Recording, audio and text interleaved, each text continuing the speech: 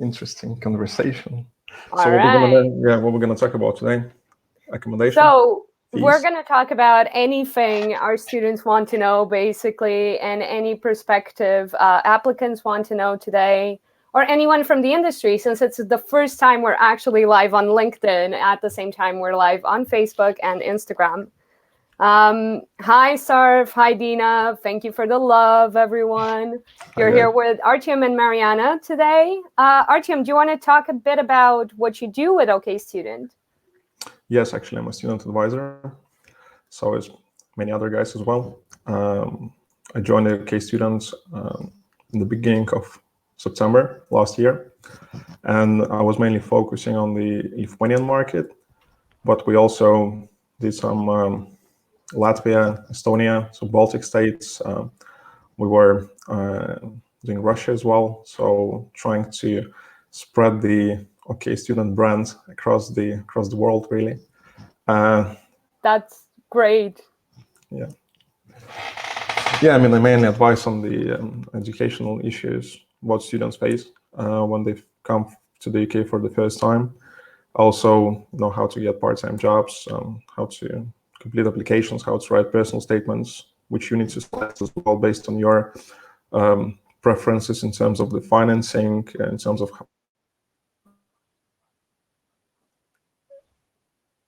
I think I lost your audio on one of the ends, Artyom, but Sarf is also asking for a little bit louder. So, yeah, but what you were saying about the part-time jobs is such a good thing to mention, because it is really important that students, like, if they do want to work, that they know how to find a job. Um, Guys, don't forget, if you have any questions for me or RTM, just put them in the box below. Comment, all of those things. Tell us where you're from as well. We're really interested and we want to know how you're doing your quarantine. But going back to talking about working in the UK, did you work while you were studying?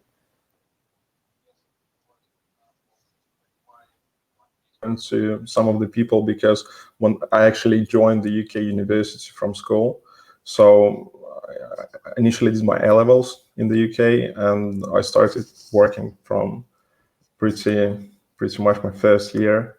So my first job was in college while I was doing my A levels, and also this is actually something some students who come to the UK for the first time want to consider because universities themselves they offer jobs either through student union or directly through university. So, for example, those who are planning to join University of Warwick, they may want to be considered for the vacancies of housing advisors. So it's basically helping out during the housing fairs and so on. And this job is directly through Warwick. There are also jobs at student unions, various bars, shops, and it's pretty good for people because in that case they know they're like 100% safe in terms of amounts of pay they're gonna have and everything else. But again, this is when the advisory part comes from. So it's really important for guys to actually make sure you select your advisors wisely, because very often, and I encountered this with some of our candidates who are applying with us this year, prior coming to us, they had been advised on other universities by other agencies, and very often agencies were putting their own interests above the interest of candidates. So, for instance, people who are on low budget and who physically understand that they may struggle to finance their studies and finance their lives, they are being advised to go to universities in London, which is fair for some people, who have got finances and funds, but for the majority it's quite challenging because in order to have a comfortable life in London, again, this is entirely my personal opinion, I think you will need to spend about £1,500–2,000 per month, to have this comfortable life. So you don't have to live too far away from your university, and you will be comfortable with your finances. So why OK Students is different? We, I guess, value more candidates, And so we basically advise them on actually their choices. So we do not restrict them in selecting universities as such, but we instead advise them on all the options which they may have based on their budget expectation and also their career expectations, because in the UK, it's quite important which university you have attended if you decide to have a career in the particular fields, like, shall we say, in investment banking or something like that. Yeah, exactly. Hi guys, there's some more people joining us. Yeah, hi to everyone who's just joined us. I think we had a question as well up here from Armunas. Armunas is in Berlin. I love Berlin. I lived in Berlin for 6 months in 2018, and I fell completely in love. Armunas is asking if we can explain how does it get totally free. Armunas, do you mean the tuition fee? Because if you are, hi Sabina, thank you. So if you are talking about tuition fee, basically the UK has for European students a tuition fee loan that is given by the government. It's called student finance. If you want to know more about it, basically it funds your entire tuition fees, and it basically is a loan, so you will have to repay it at some point, but with very low rates, and you only start paying it when you get to a certain level of income. But I'm sure that Artiom can also talk a bit about this. Yeah, I think Armunas is referring to the to various ads which are going sometimes on Facebook, that and their opportunity to get free education. This is also applies to also to some master courses. So, for instance, those students who are very talented, who are due to complete their bachelor's degrees with very, very high grades, for example, first-class degrees, then very often they may be entitled to receive scholarships from many universities. So in that case, in theory, that education is free because it will be compensated by the unis. Secondly, as well, there are opportunities to study in different locations in the UK. So, for example, Scotland, and this could be free as well for EU students.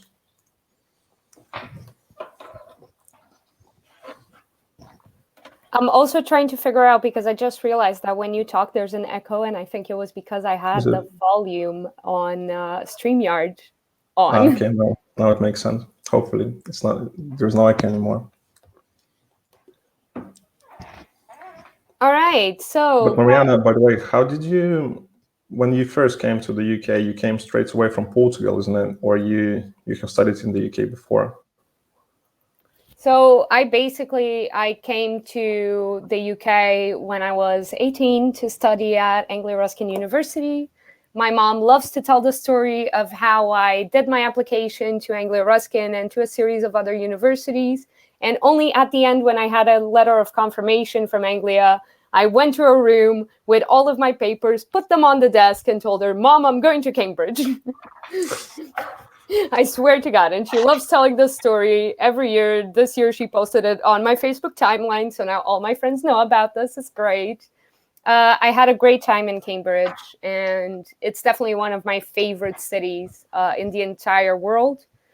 And it was a great 4 years, and I honestly would not swap it for anything. I think I learned so much. I learned how to be fully independent, which I think is a lot of what the UK gives us as international students, is us learning in a very immediate way and in a very hands-on way how to adult, basically. No, it is true. But did you go for university accommodation in your first year and then for a private one in the second and third? No, I was in private the entire time. Oh, private. I was in private housing. Because for my first year, I stayed in the university accommodation. But because it was my move from London to Nottingham, so I wasn't really comfortable of looking for properties and things like that. Yeah, but, definitely. To be honest with you, I didn't really know about the existence of private university halls, and that indeed they're very often cheaper than the university ones, and maybe better quality sometimes. Yeah, I definitely see that. I think that that was like a lot for me, was the fact that I didn't really have time to like book university accommodation. And I think that for some students that ends up being much more difficult, especially because they ask for so much money ahead, right? I mean, it's a Yeah. really good, like, it's a really good option if you have money to like begin your payments and to pay like a big chunk of money immediately when you go in. They're really good accommodations. All universities have accommodation. You can book them from abroad. You don't have to go through that process. Exactly. And it is like so good. You have 24-hour security. It's really good if we're undergraduate, especially. I think it's a really good way of doing it. I think I saved a lot of money by like being in private accommodation, but I also moved house quite a lot in my first year. So I don't know it. I gained money, but I lost time. So Yeah, actually, with housing, it could be quite difficult because I think with university ones, if you want to swap, then it's easier for you to swap between the accommodations if you do not like some one accommodation or something. But if you're on a private contract, you actually may struggle with leaving your contract and swapping houses. So you have to find a new one, like a new tenant exactly. to take over your contract. But again, it also depends on the university because, for example, I don't know, I'm mentioning Warwick a lot because actually Warwick, they also do have private houses. So in that case, I mean, people can also stay, in the private housing, not necessarily halls of residence. So I guess many universities have the same, and we guys can advise you on finding the best accommodation. Exactly. That's the thing. It really depends on the specific case of the student. And I think that's what we really focus on at OK Student, is making sure that we treat our students on a case-by-case basis and that none of you are numbers. So everyone has their specific circumstances, everyone has their specific characteristics. And because of that, it's what you were saying about the finances and living in London as well, right? If you don't have like finances to live in London, you're going to have a terrible time. And this is what we're, as OK Student, are going to tell you. Yeah, exactly. I think we have a question from Facebook. Oh, yeah, I think we just answered this, didn't we? Does it help to get private housing versus uni accommodation? Yeah, so I mean, to be honest with you, it's a difficult question to answer because I think it depends a lot on your preferences, your budget, your personal circumstances, your expectations as well. Because for some people, it could be okay, to live in the shared house from day one, and for some, it could be a struggle because with shared houses, especially if you book just one room in a house, you're not completely sure with whom you will move in, and very often, you can get some problems. So yeah. Exactly. And I think there's also a learning curve that goes into this, where it's like the learning curve of being an adult, right? Because it doesn't just mean that you have to find a house and you need to like live on your own. It's everything that comes with it. And when you live with other people as well, when you've only lived with your family before, you need to think that your space is not shared with people who you have a lot of intimacy with. So you have to make sure that everyone's comfortable. You need to be aware of cleaning. You need to be aware of like how to feed yourself, how to be nice to people, and how to basically share space that you didn't have to share before with other people. I think that that's a lot of what I learned during my first year, was just like, how do I share space with people who I've never met before? And I think that this is an experience that is analogous to both private accommodation and university accommodation, because in the end, if you're in a residence, you're going to have to share a flat with like 5 or 6 other students. I know I've seen my fair share of undergraduate kitchens in my day, and they are terrifying. Yeah, especially after the welcome week, isn't it? Freshers week. Freshers week is like very, very. I'm gonna come clean here. I worked as a promoter on my first year, Oh, did so yeah, exactly. So I would always go into the dorms to like put the flyers for the parties. So it was just like so bad. After Freshers Week, it was so bad. The residences did not look the same.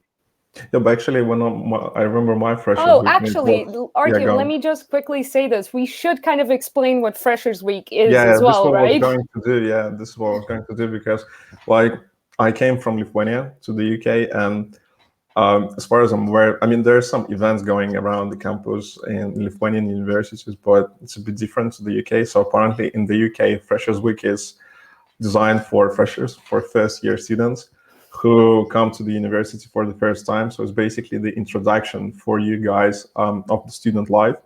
But what is cool about this is that actually each university has got, each uni has got like a student union who are organizing the whole thing. So in the first place, you will not be alone. There will be a freshers rep taking care of you not being get into trouble, and also that you have a fantastic experience. But most important, they also take care of people who are both in the university and in the private halls of residence. So I mean, those who are worried, oh, if I'm going to choose the private halls, I will be left out during the freshers parties and stuff. But it's not true. It's the same for all the freshers. So it was pretty cool. I mean, my one was really good because my accommodation was outside of the city center. So we were picked up by the bus, which was organized by the SU of Nottingham Trent. And also, I mean, that night was really good. Like every single day during the week, there was like something happening. They were introducing us to different nightclubs and parties. It was really good. It was like really cool. I still Man, I remember. don't think I've ever seen you smile this much. Yeah, but Just reminiscing about like Freshers Week. yeah, We've it still got a kept left question back. from Facebook from Dina asking, is it still possible to apply to unis? Do you want to take that one, Artiom, as a great student advisor you are?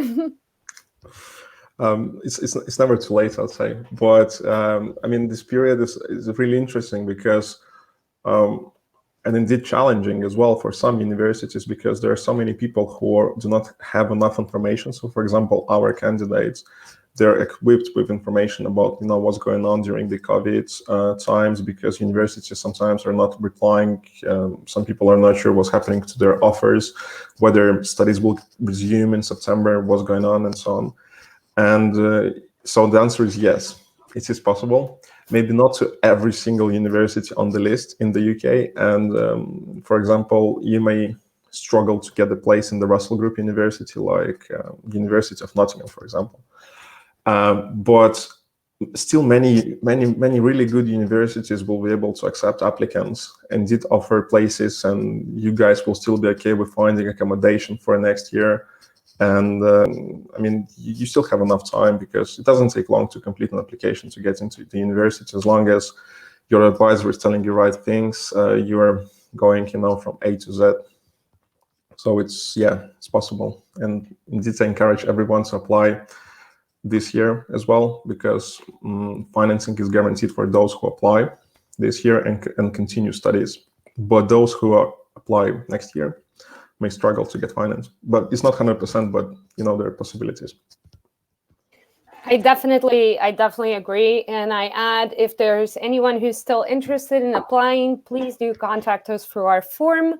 That is okstudent.co.uk/form. You're here with Artiom and Mariana on our Q&A live with OK Student on Facebook and Instagram today. We got another question from Facebook asking, with Brexit and COVID, how are you suggesting the next couple of intakes?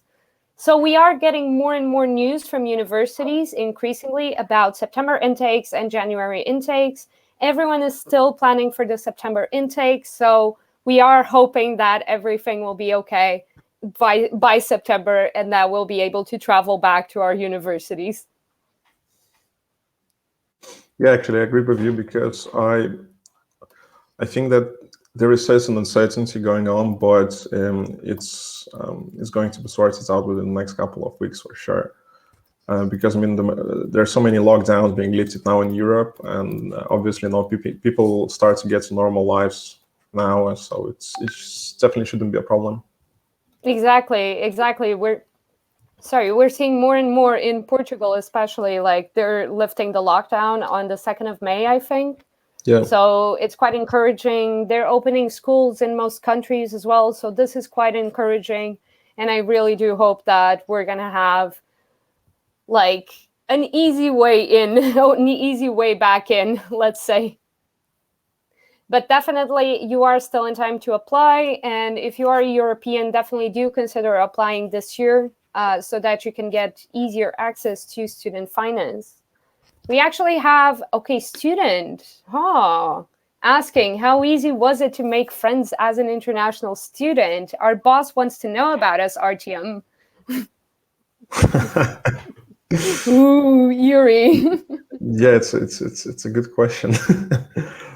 Well, for me, maybe it wasn't that difficult because obviously I was schooled in the UK previously, so I had some idea of how to communicate to British people, to people from other countries as well.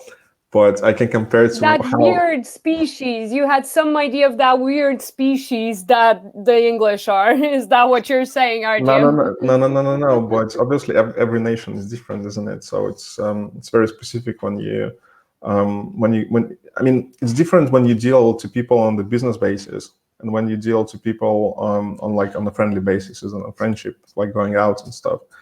I think it's So almost like a bit of culture shock, isn't it? it was, especially when I came to school for the first time. It was like, wow, guys, you're doing stuff differently here. So yeah, maybe it was even a bit weird as well, but but I think the main answer is if you respect others, they will respect you. So this is how I would answer it. So it wasn't difficult as long as as long as you was respectful to people. But obviously, you had to follow different rules as well. Our lovely head of partnerships from the group, from Vermilion Group, used to say that every culture is not better nor worse, just different. And we always used to tell that to students, and it's one of the best sentences I've heard to like explain culture differences. Oh yeah. But it's definitely quite an adaptation, I feel, and I don't know, even for like people who are very close to that sort of culture as we are as Europeans, I can't imagine what it's like to come into the UK as someone who comes from the other side of the world. It's like, it must be such a culture shock. And at the same time, there are things that are so ingrained in culture that we don't even understand. In your case, like I had a lot of international friends. I had some British friends, but most of my friends were internationals and Europeans. What about you? Did you have British friends or I your had face some says from no? no, no, no, no, no. You didn't allow me to finish. This is the first thing.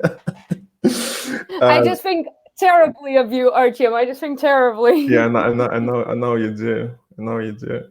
But I just think because Russians, like and Lithuanians, they're a bit different in that way. They're trying to stay more to maybe to their own nations. But I had mates at uni, isn't it? So it's like that kind of things. Maybe you're not like very close friends, but you still go out together. You do pre-drinks together. You speak at uni. You do some coursework together and stuff. So I'm still in contact with many of the guys from my uni, and it's really nice, to see how their career is changing, what they're doing. And I must say, actually, majority of them are actually doing quite well. So I guess my year of education in the UK was pretty productive. So, wow, I lost this.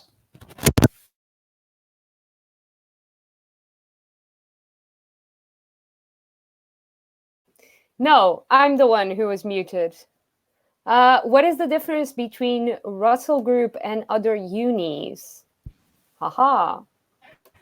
Yeah, that's a good question, isn't it?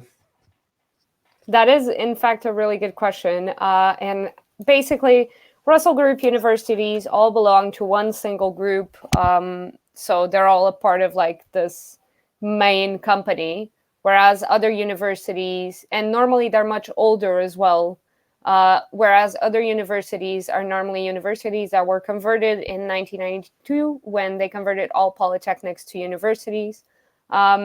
These universities are mainly newer, more modern. They're sometimes more accepting of like students as well, but that does not mean that their quality is lesser. They're highly professionalizing universities. So they do think of students as people who are going to go into a job market, whereas Russell Group universities are normally much more traditional universities, much more focused on academics, and much more focused on traditional, very pure subjects. I don't know if you want to add anything to this, like, short explanation. Hi, Rita. Yeah, indeed. Welcome. Can you tell us where you are? Oh. It's better now. Aha. Well, actually, maybe it's not. But yeah, actually, I agree with you because universities themselves, they were actually they were different in terms of the approach to. Quick thing. I just realized that you studied at both types, right? Yes, and this is what I was going to compare as well. Sorry. No, but it's logical because actually I have experienced both types of unis, and they were indeed quite different, but at the same time, I think they were pretty similar in terms of the approach. Obviously, I have studied law in both of the unis, so I cannot say that, for example, while I was studying in Nottingham Trent University, I was left out from if to compare it to people who, for example, studied at Warwick, their bachelors. So education-wise, it was similar. However, I can say for sure, and maybe this is a bit controversial, but I think the caliber of professors was better at Warwick than it was in my uni in terms of their like achievements as well, because the Russell Group universities, they have teaching staff who participate in like worldwide conferences, and I mean they also like advise some of them advise governments on various issues like major corporations. I'm not saying that non-Russell Group universities do not have this caliber of teaching staff, but the universities of like Russell Group ones, they have more of those stuff, I think. So this is the main difference. And also, even like people-wise, maybe Warwick for me was a bit less social as well than non-Russell Group. So I think those guys who attend non-Russell Group universities, sometimes they're like maybe more social in some ways as well. So but again, I think it depends really on many factors. But yeah, I think these are the main differences between the two. And you have explained those clearly about the ex-polytechnics, which were converted to the universities. So yeah, that's the thing. It's like I feel that when I was in, and hi to everyone who just joined us, you can type all your questions below. You're here with me, Mariana, and Artiom on our live Q&A with OK Student today. I did have a follow-up question to this because I feel that because I was in Cambridge, but not at Cambridge Uni, that was a really interesting experience because it allowed me to see how Cambridge University works from the outside in and how other universities kind of work around it. So Anglia-Ruskin University lecturers, some of them are like Cambridge University lecturers as well, which is quite interesting. And then they had like such a huge caliber of research, and they had a lot of projects combined with Cambridge University. So like I was studying media, for example, and I know we had a thing called CamFM, which was the Cambridge University Radio, and that was a project that was separated in between Anglia-Ruskin and Cambridge University. So we both had access and ended up like doing a lot of stuff with Cambridge Uni.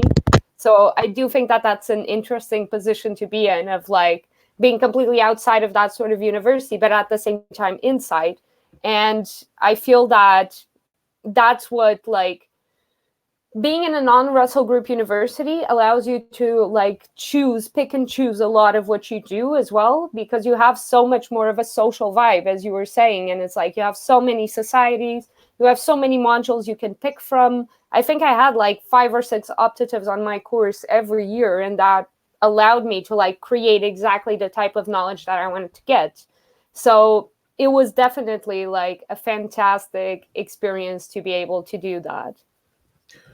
Also for me, something I had encountered myself, is when I came to Warwick, I realized that the expectations of students are like much higher than they were, in my previous uni. I mean, teaching staff were expecting more things of you, that you are like you already should know so many things, and also like reading lists were longer.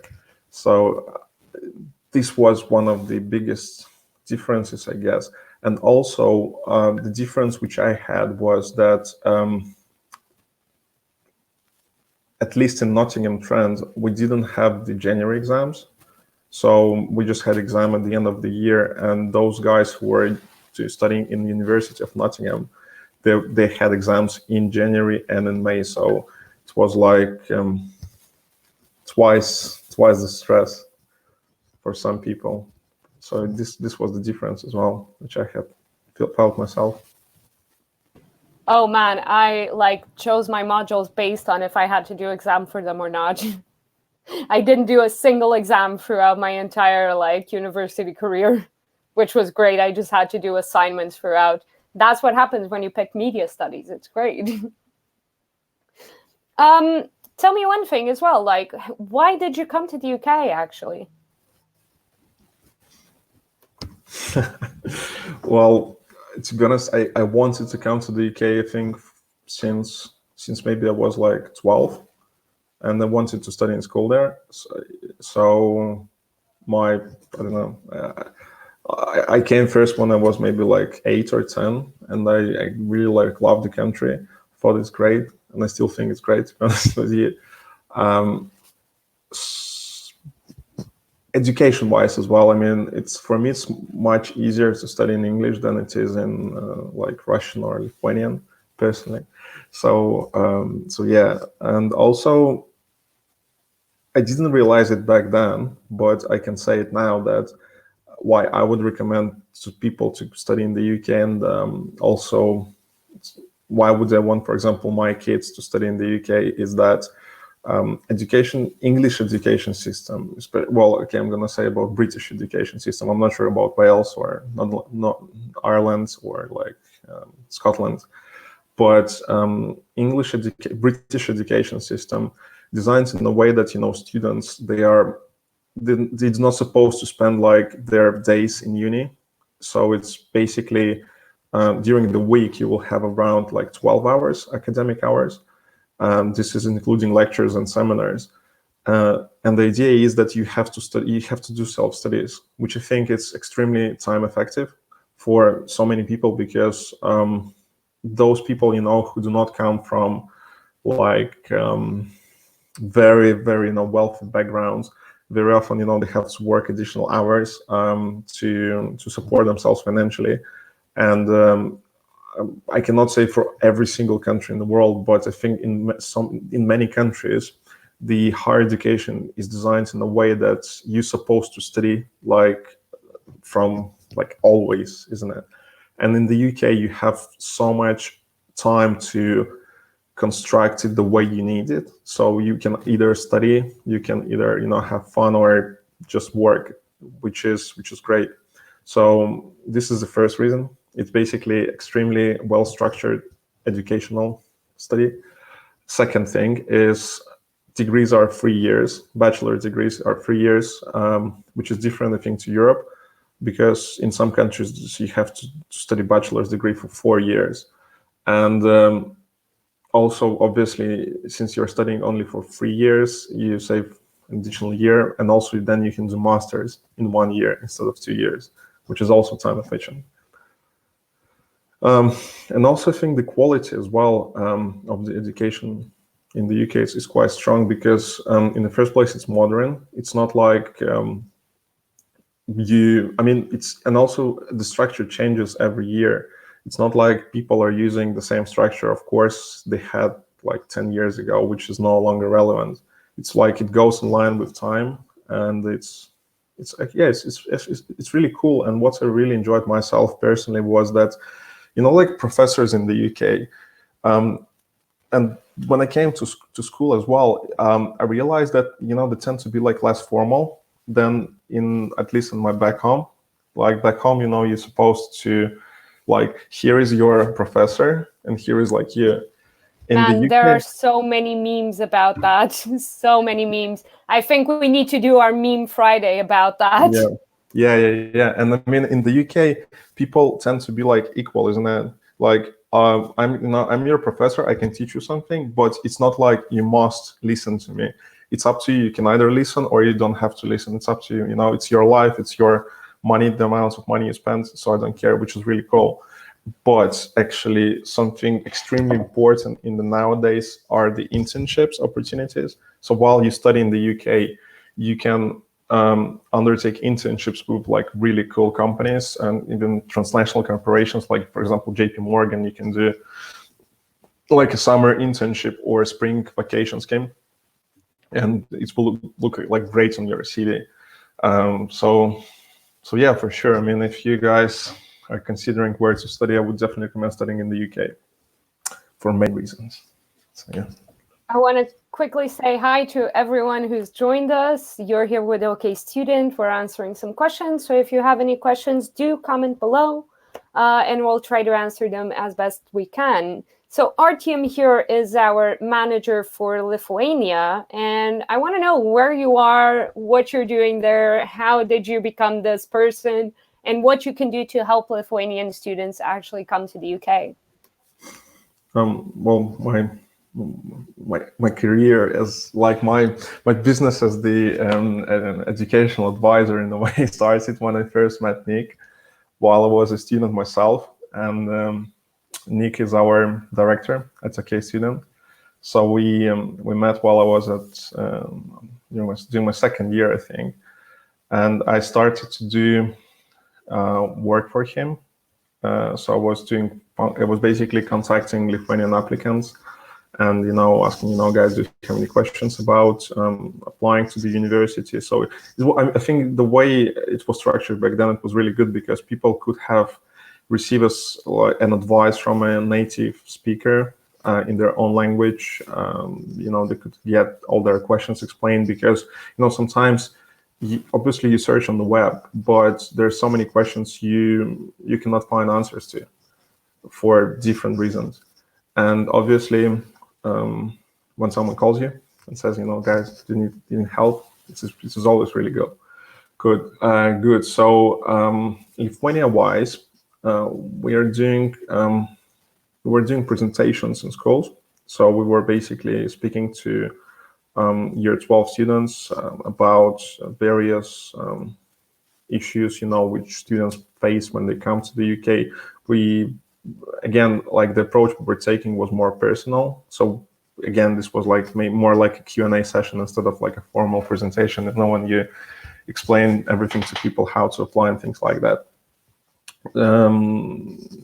In terms of the support-wise, I think it's the same as we can do for any country, and to every single candidate, we basically can help them to apply to university.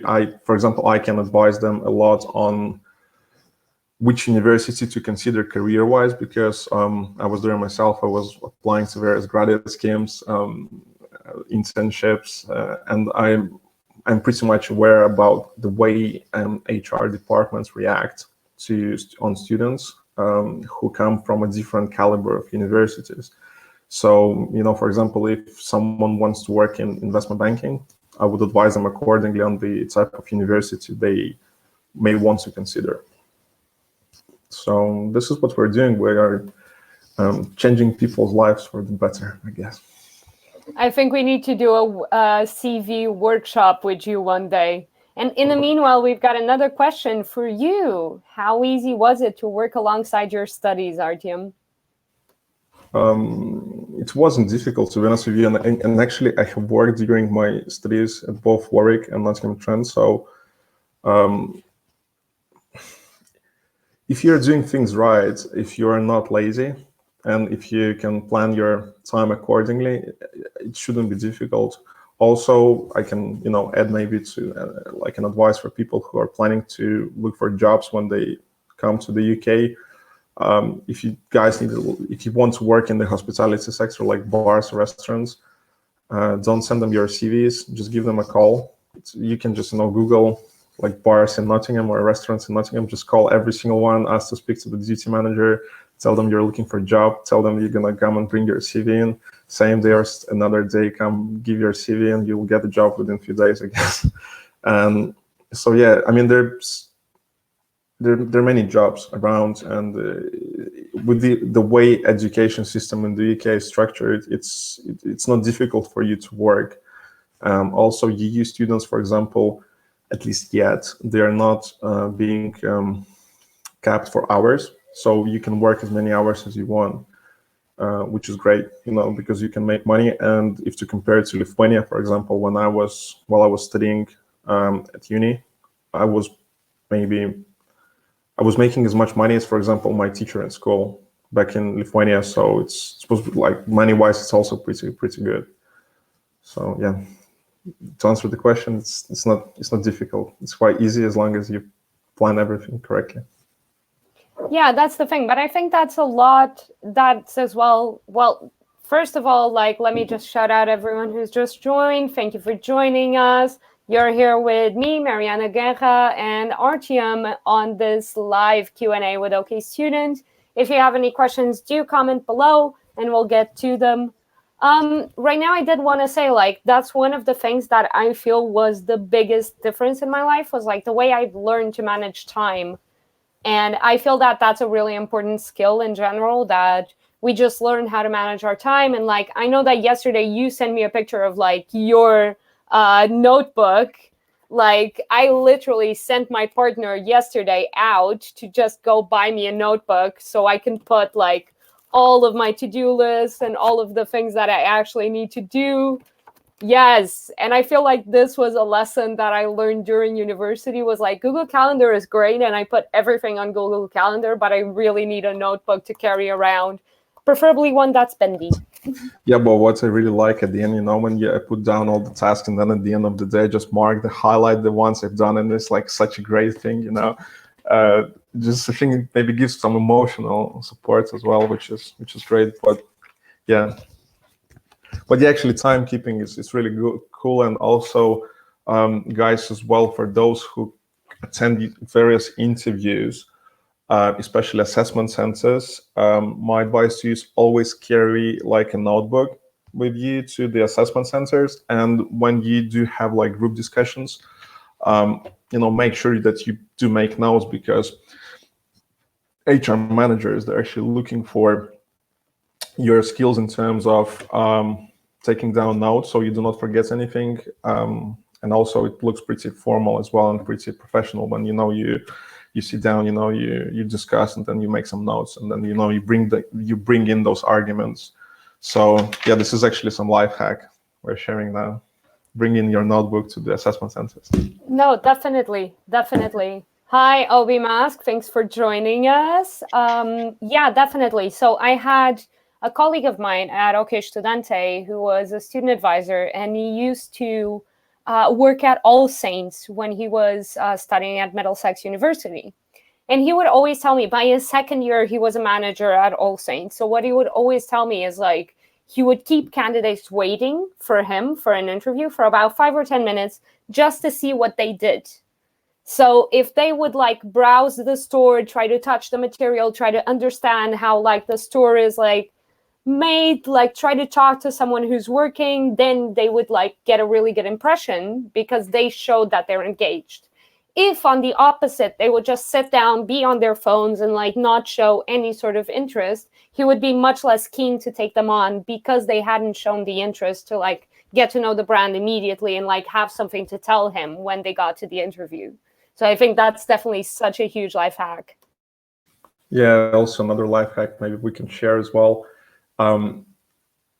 Guys, if you're not studying in London universities, and for example, you're seeking career, for example, in consulting or finance, and you decide to apply to a top 4 accounting firms like KPMG, PwC, Deloitte, Ernst & Young, do not apply to London-based offices, because when I was a president of the society back in my uni times, we had managers coming from, I think KPMG it was, from those, actually no, we also had PwC, I think, but anyway, I don't remember now by the top of my head, but anyway, what those guys said, that they get so many applications to London, so the competition there is 10 times higher than to regional offices. So it's better for you, if you want to secure a graduate scheme, to apply to regional office instead of the London office, because in the first place, your pass rate and pass, I think, threshold will be lower for regional offices when you complete the tests online. And also then when you come to the assessment center, the passing threshold will also be lower. So this is like some life hack as well. And also to add to the like online tests, obviously now first of all practice them beforehand, and you can practice them as like as many times as you want. And there's like great softwares like assessmentday.co.uk. It's not marketing, not an advertising, but I have not been paid to say this. I have. I'm joking, but yeah. Artiom, if you're getting commission, you need to share, okay? I'll buy a Uber food. But yeah, and basically when you do those tests, again, I was told this by the head of recruitment in KPMG. He said that it's better to do, instead of answering like 20 questions and 15 of them incorrectly, indeed to answer 10 questions correctly and to get 100% correct answer rate. I don't know how they work it out, but this is the advice I got from the actual person who designed those tests and everything else. So it's, yeah, this is like another life hack for you guys. We're gonna definitely do a webinar or a workshop about how to get a job in finance with Artiom. Artiom, is there anything else we want to say today, or is there anything else anybody wants to ask us about universities in the UK? I'm not a life hacks by Artiom. I'm not sure, guys. Actually, something I want to mention is that those of you as well who are studying already, and for example, you feel that you're studying wrong course, you may be able to change your degree, and if you want to do so, get in touch. We may be able to find you another uni or another degree course in your uni, or basically to advise you accordingly, because I think it's pretty bad when people finish 3 years of their degrees and then they realize that something they have studied is not something they want to do in lives. So think wisely before choosing university and before choosing your degree, and if you made a mistake, it's never too late to correct it. I'm literally dealing with a case like that right now of a student who wants to change their degree from one to the other, and we're just going to change it, and she's going to do 3 years of the other one. And it's much better to actually just leave your course instead of trying to do something that you're really not passionate about. So we got a question from Helena on Facebook. If the January intake happens, what will happen with accommodation? So, to be fair, we don't have an answer for this yet. Universities are like giving us news and letting us know what they're doing in regards to accommodation and everything as soon as possible. But I would imagine that they would change the contracts accordingly to the dates of the term. What do you think, Artiom? Well, I had an example because we had a student from King's College London, and basically she's in her second year now of studying economics there, but she was staying in the accommodation which is part of the King's College London like accommodation schemes. However, she was staying there privately, so she booked directly with the accommodation, not through King's College London. And when the COVID pandemic started, everyone who booked directly through King's received an email saying, guys, you can leave the accommodation if you need. You can go home. Your contracts will be terminated. You will be refunded for outstanding periods for those who had paid in advance. And basically, because I had to help her a bit with that, she had also applied for the refunds and she received it. So my answer to this question is that if you book directly with the university, or you have booked the accommodation through halls which work directly with your uni, then you're always safe, because even something happens, you can pretty easily, drop out of your contract. Everything will be moved and university will take care of you. And this is actually another benefit of selecting university accommodation or the private halls which work directly with the uni, because those who book directly through landlords, it depends on your contract, guys, and also it depends on how naughty your landlord is and what they decide to do about this contract. However, even those people who have selected private like houses, you're always supported by their various like charities. I do not remember how is the charity called, which controls the landlords and their behavior, but I will check this. And those who need help can also get in touch with OK Students, and we may be able to help you out with those things too. So I think everything will be moved towards the start of the year, and people definitely not going to be left out with paying unnecessary amounts of money. So everything will be good. So the lesson here is always read your contracts and always book university accommodation through your university. Yeah. Well, not particularly, but when you book with the university, you're safe in terms of if something happens or you have change in circumstances. It's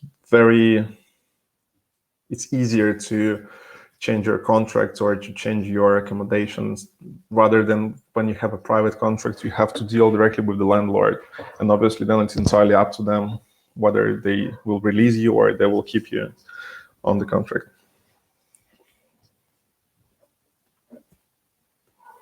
I cannot hear you for some reason. Oh, I can hear you now.